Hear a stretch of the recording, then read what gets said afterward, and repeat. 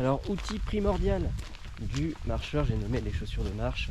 Alors dans cette vidéo, je vais parler de produits que j'ai testés. Je parlerai jamais de produits que j'ai jamais testés, donc les personnes qui sont intéressées par des chaussures taille mid ou haute, passez votre chemin. Moi je parlerai que de chaussures de tige basse. Donc, je vais revenir un petit peu plus loin dans la vidéo sur ce que ça représente, cette histoire de tige. Alors c'est compliqué de parler de chaussures de marche tant le ressenti de chaque marcheur sera différent. On a tous un pied différent, on a tous une morphologie différente, on a tous un ressenti différent tout simplement sur les chaussures. Chaque marcheur aura son ressenti et puis chaque discipline également fera qu'on va s'orienter vers un type de chaussure ou non suivant les personnes.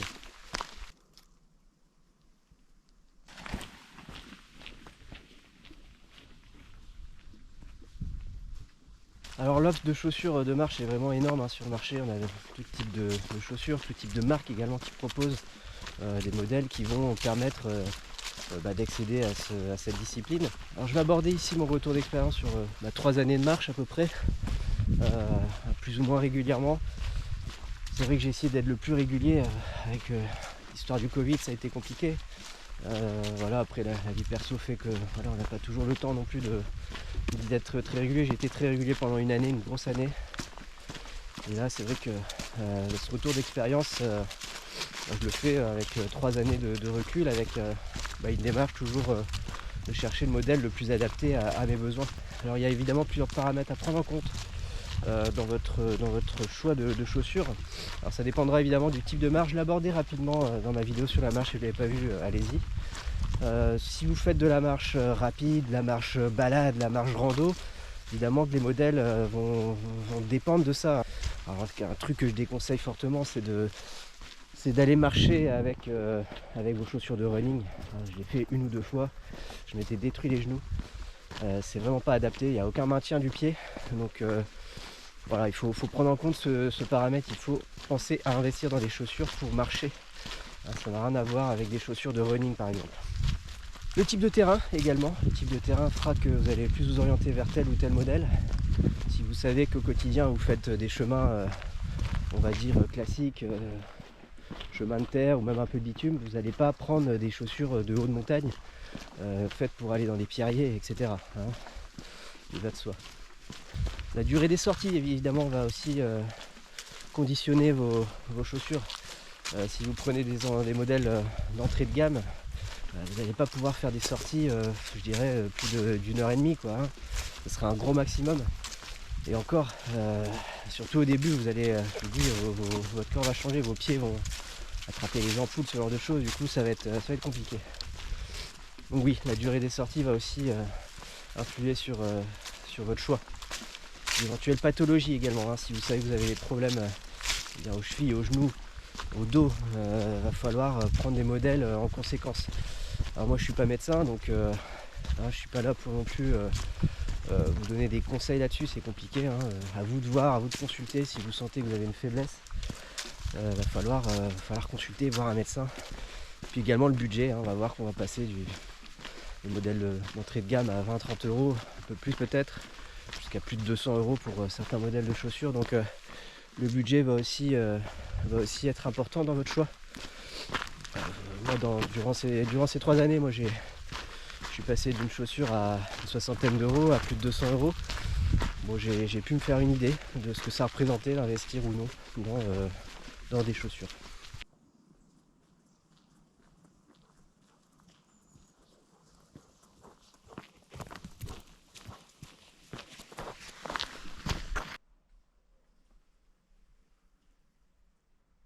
Je disais au début, à chaque type de marche sa chaussure. Donc j'ai distingué les différences de tiges. Alors c'est la hauteur en fait qui au niveau de la cheville, ça va plus ou moins monter suivant les modèles. Alors vous avez des chaussures classiques, on dit de basse, des chaussures mid qui montent un peu plus et des chaussures hautes qui montent encore plus. Alors moi je les ai pas testées ces chaussures là, donc je vais pas pouvoir trop vous en parler. Je suis parti directement sur des chaussures basses parce que je me sentais plus à l'aise avec ça. L'importance peut-être, c'est un exemple typique, quand vous avez des cailloux comme ça sous les feuilles. C'est important parfois pour certains d'avoir des chaussures tige mid, tige haute, parce que la cheville peut être mieux maintenue. Vous voyez, quand vous avez des cailloux comme ça là, ça peut être dangereux. Alors, quand vous avez la cheville qui est faite, ça va, vous ne sentez pas, mais là, ça m'est arrivé de partir sur l'avant, notamment quand j'ai fait le tour du lac les dents. Voilà, j'ai failli, vous voyez comment ça se passe. Prenez un caillou sur le talon, vous partez sur l'avant dans des petites descentes comme ça. Donc ouais, ça m'était arrivé au lac de Guerre-les-Dents de partir sur l'avant comme ça. Et ça peut faire très mal à la cheville. Du coup, ouais, toujours se dire que si on est un peu faible au niveau des chevilles, des genoux, à penser à prendre des chaussures mid ou hautes. Voilà.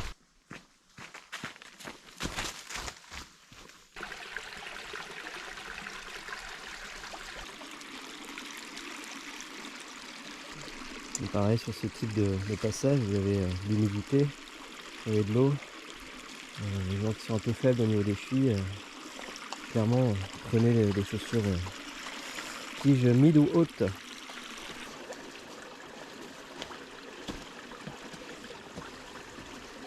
Donc ouais, en résumé, à chaque type de marche et de marcheur, sa chaussure. Ça dépendra de vous essentiellement. Moi je peux que donner mon petit retour d'expérience sur des chaussures basses parce que je voulais un peu de polyvalence dans ma pratique de la marche. Surtout par la suite. Au départ j'étais vraiment axé sur la marche on va dire rapide.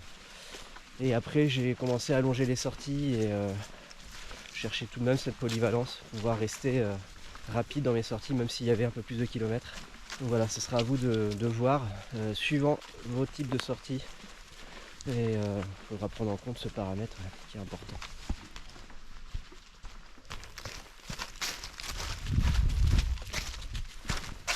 Du coup, je vais parler un petit peu des modèles que j'ai utilisés pendant ces 3 dernières années.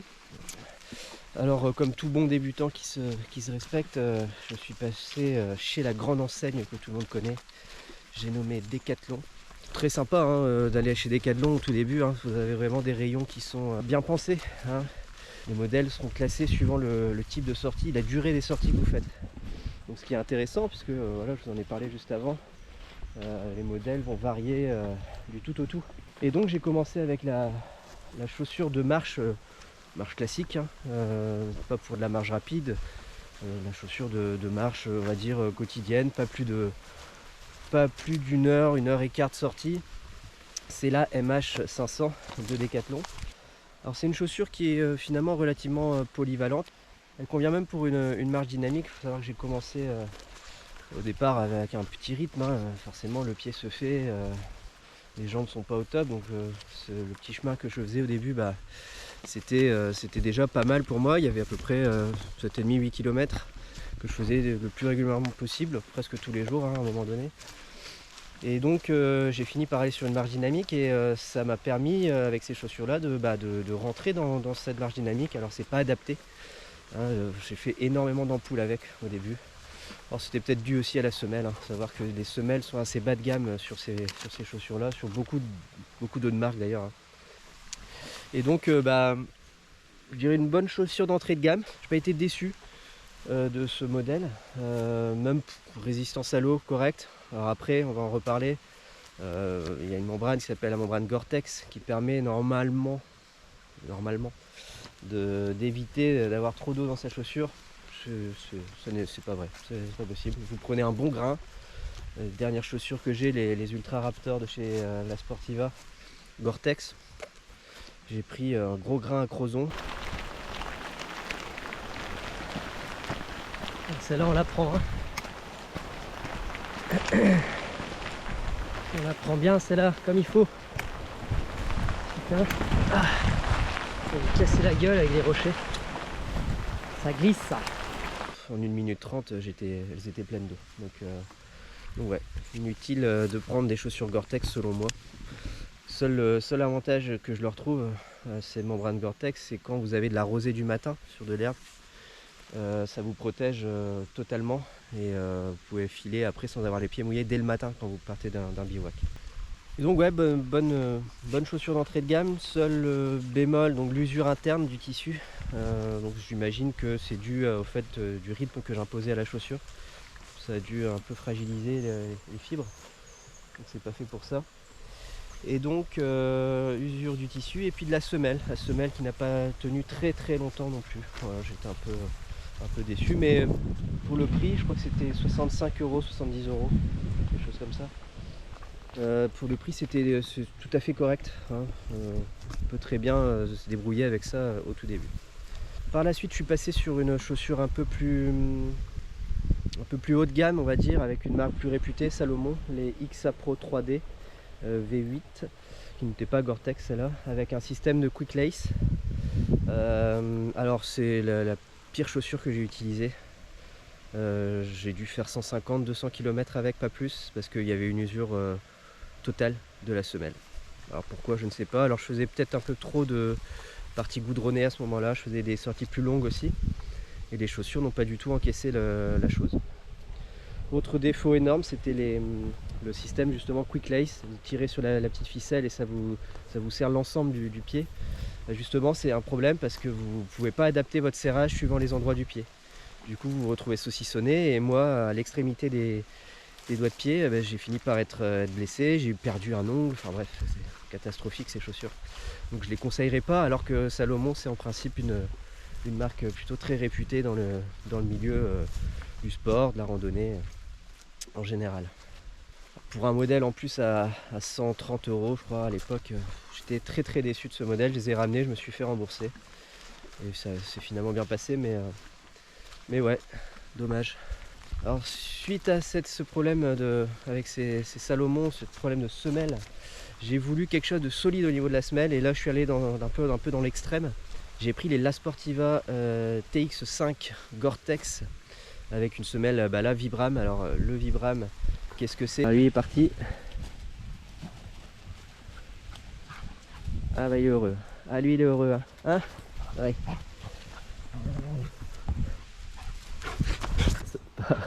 Saute pas dessus. Sacré coco. Ouais, donc Vibram va vous permettre d'avoir une semelle qui va être très antidérapante, une semelle résistante à l'abrasion également. Vous allez pouvoir faire des bornes et des bornes avec, ce qui est le cas, hein. J'ai fait énormément de kilomètres avec ces chaussures. Elle a pris ma petite anti-sèche. C'est déjà... Donne mon anti-sèche. Mon anti-sèche. Ah. Il a pris mon anti-sèche. Hey, donne. Non, donne à papa. Donne à papa. Ah, oh, merde. Non, arrête mon anti-sèche. Il m'agresse. Mon cul. Oh là là. Arrête. Il est en train de me bouffer. Arrête, loulou. Putain. Défoncé. Donc ouais, qu'est-ce que je disais? Donc oui, l'abrasion qui est vraiment réduite avec ce type de chaussures, ce type de semelle. C'est vraiment très au point. Il faut savoir que même sur la fin de vie des chaussures, moi que j'ai pas très bien respecté parce que je suis allé à la plage avec, j'ai pris l'eau de mer, bref, ça a détruit les chaussures. Et du coup, même sur la fin de vie, les chaussures ne glissaient pas sur des rochers bien mouillés. Surtout en Bretagne, vous avez des rochers avec un peu de mousse, un peu de lichen, ou sur des galets à la plage. Partie l'autre encore. Vous glissez pas avec. Donc très bonne chaussure, très résistante, c'est vraiment des tanks.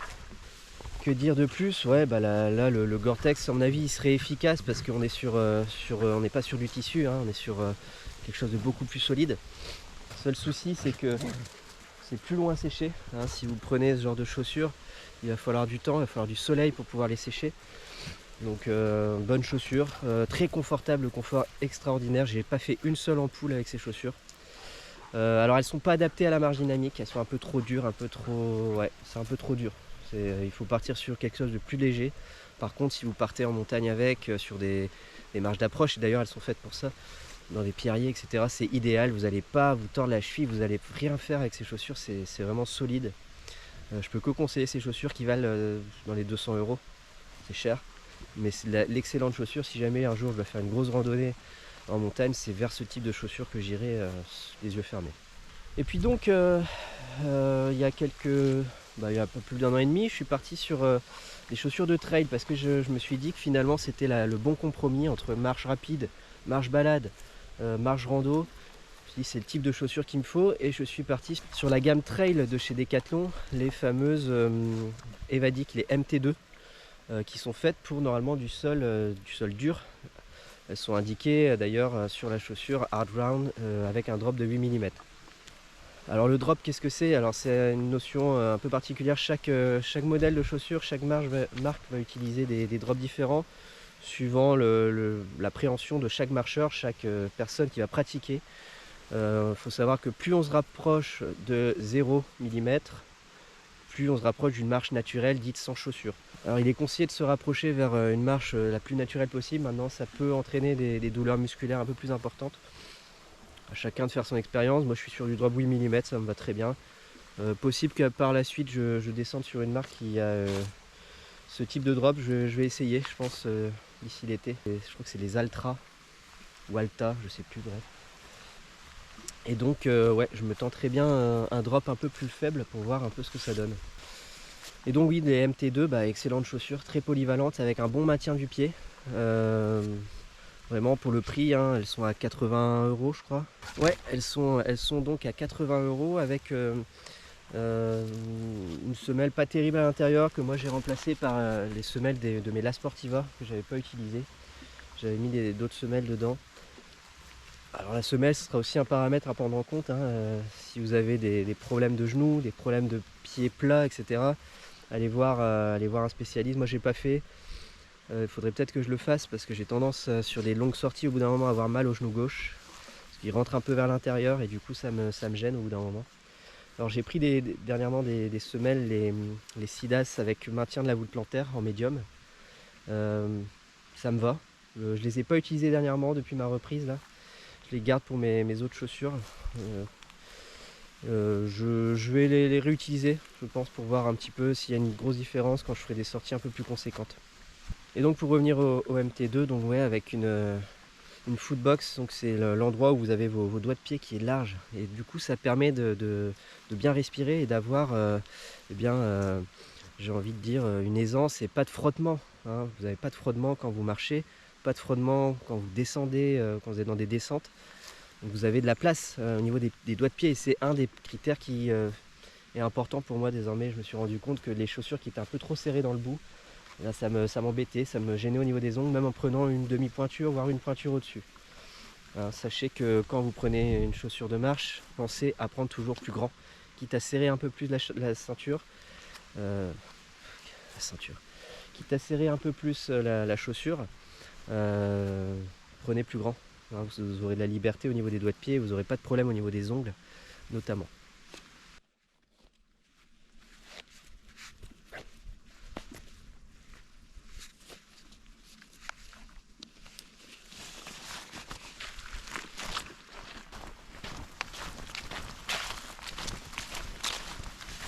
Faut savoir qu'avec ces chaussures là je suis à...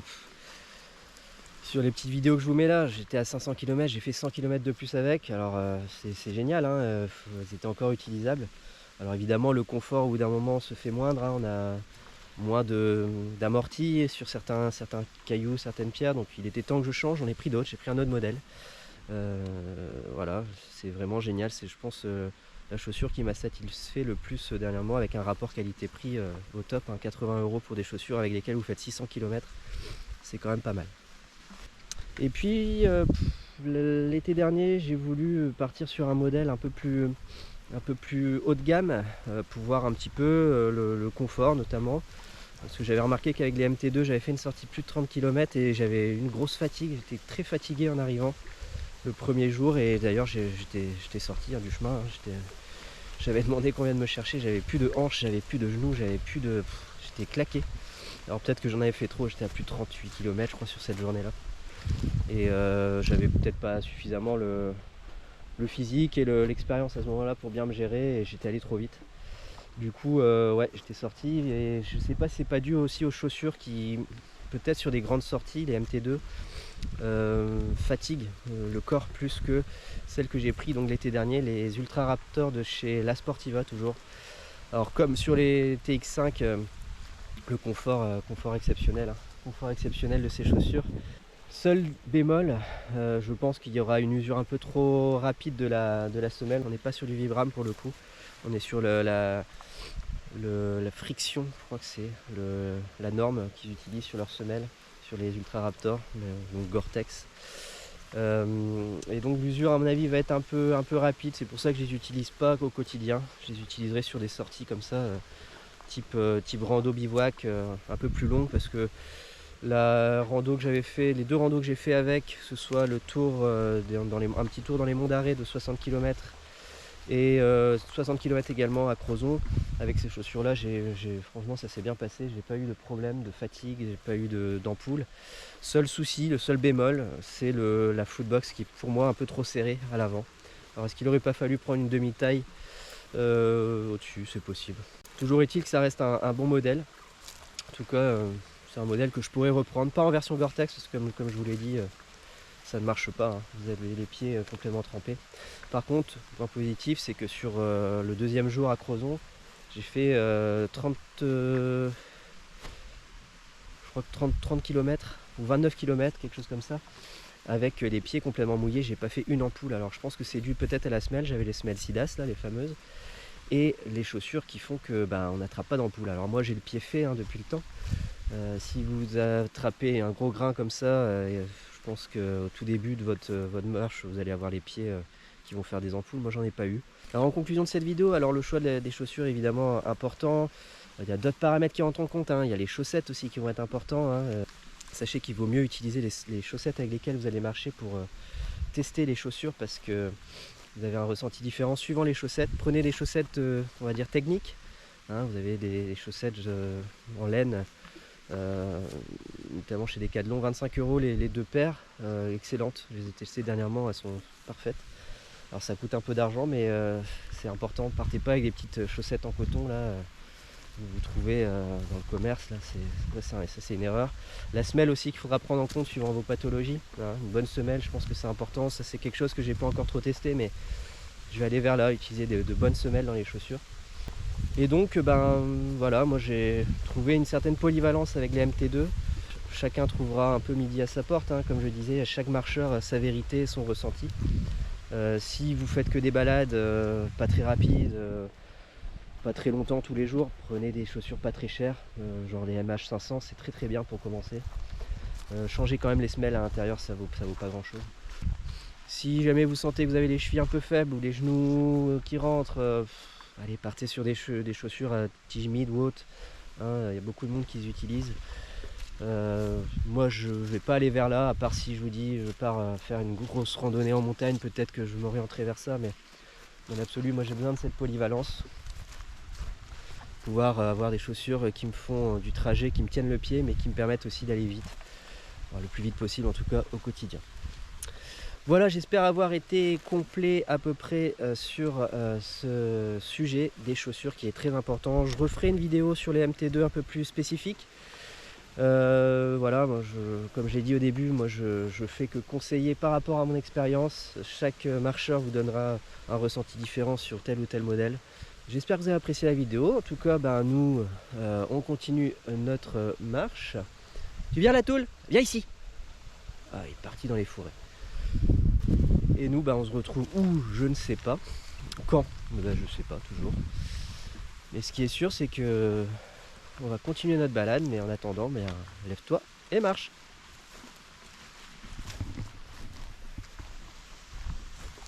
Allez, tu viens la Toule? Allez. Ouais.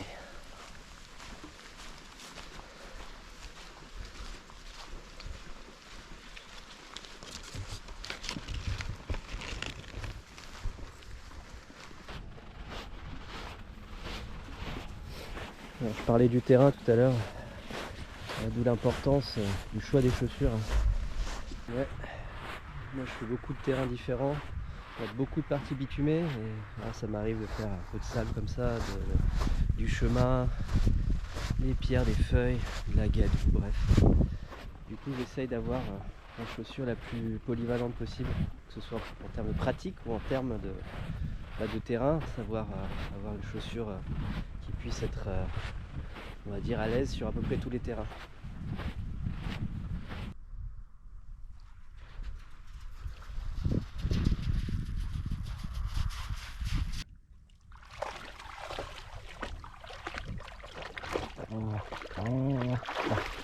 Ah.